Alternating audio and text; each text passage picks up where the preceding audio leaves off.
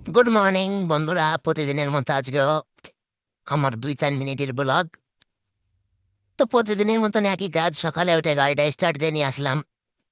তারপরে লেবার ভাইরা সব আসছিল, ধীরে ধীরে করে বাসে এসে বসছিল, সব চা টা নিয়ে। সকালে আবার সবাই চা খায়। তো চা টা নিয়ে সবাই আসছিল, 2 জায়গা থেকে লোক উঠবে। সেকেন্ড পজিশনে চলে আসলাম। এখানে আবার লোকগুলো ভদ্র সব লাইন দিয়ে উঠে বাসে।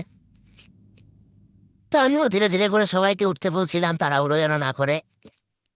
তো ফাইনালি সবাই ধীরে ধীরে উঠছিল বাসে। তো ওঠার পরে চলে গেলাম, ধীরে ধীরে গন্তব্যের দিকে প্রস্থান করছিলাম।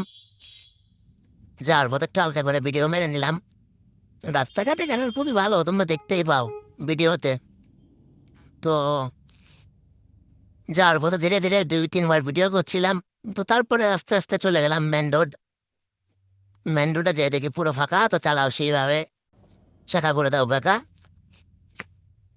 তো ধীরে ধীরে যেতে যেতে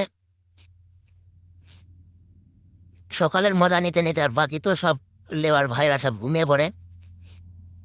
তো ফাইনালি দাম সিগনালে এসে এবার রেড লাইট পেলাম, এখানে একটা অপেক্ষা করতে হয়।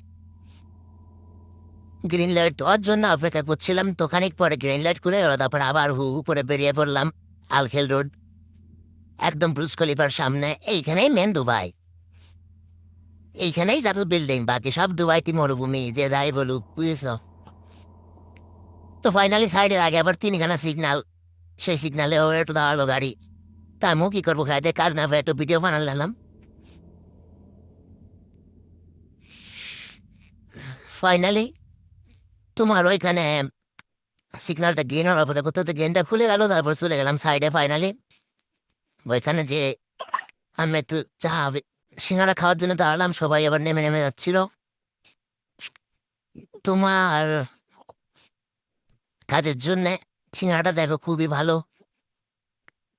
সবাই নামছিল ধীরে ধীরে। ফোরম্যান আবার বলছে যে তুই ভিডিও করিস। তারপর আমি আবার একটু কাজ ছিল 4:30 দিকে, তুই এয়ারপোর্টের বাড়িতে আসছিলাম, তো একটু বিরিয়ানি নিলাম।